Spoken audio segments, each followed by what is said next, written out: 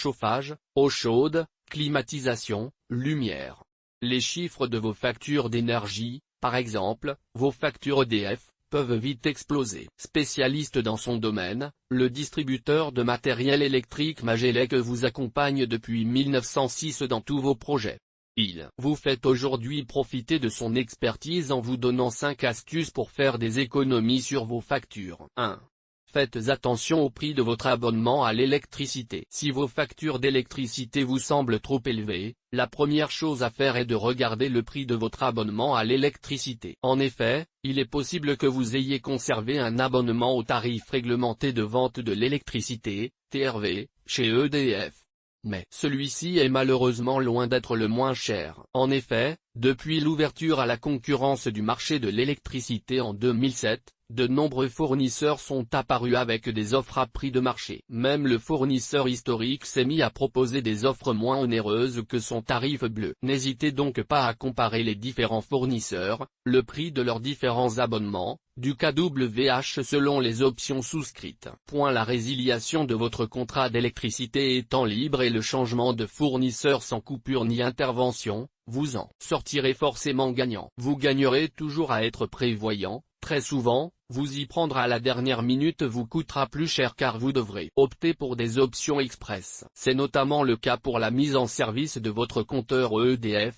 Lorsque vous emménagez dans votre nouveau logement, il vous faudra vous acquitter de ces frais d'ouverture. Si vous vous y prenez une quinzaine de jours à l'avance, dans le cas d'un logement ayant déjà été habité vous ne paierez qu'une cinquantaine d'euros. Or, si vous vous occupez des démarches une fois arrivé dans le logement, vous pourriez vous retrouver à payer une mise en service d'urgence de presque 150 euros.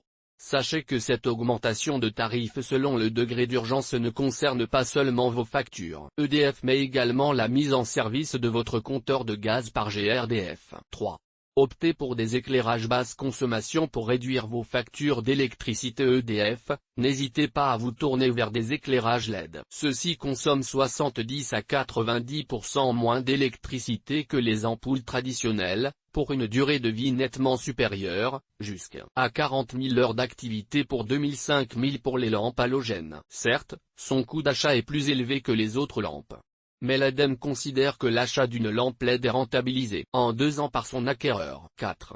Revoyez l'isolation de votre logement. Vos factures d'électricité EDF, ou tout autre opérateur, peuvent varier du simple au double selon l'efficacité de l'isolation de votre logement. En effet, des vitrages simples, des cloisons vétustes et une toiture usée peuvent laisser passer de l'air chaud, et diffuser des courants d'air froid partout dans votre maison. Pour chauffer davantage votre intérieur que votre jardin, revoyez donc l'isolation de votre logement. S'il n'est pas toujours évident de décider de refaire toute l'isolation de votre maison, vous pouvez opter pour des travaux moins onéreux tels que la pose de fenêtres à double vitrage. Des subventions existent pour vous aider à réaliser vos travaux de rénovation énergétique, car ceux-ci vous permettent d'avoir un impact moindre sur votre environnement. Cette page gouvernementale vous présente les différentes aides possibles et les critères nécessaires pour y être éligible. 5.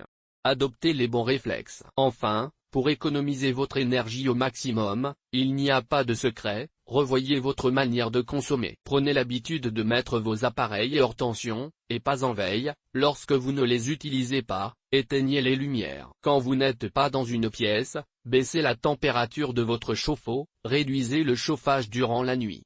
Ces petits gestes du quotidien seront vos meilleurs alliés pour réduire votre facture d'électricité EDF. Car rien ne sert de chercher le meilleur fournisseur ou la meilleure isolation si vous n'agissez pas au quotidien pour limiter votre consommation. Nous espérons que ces conseils vous ont été utiles.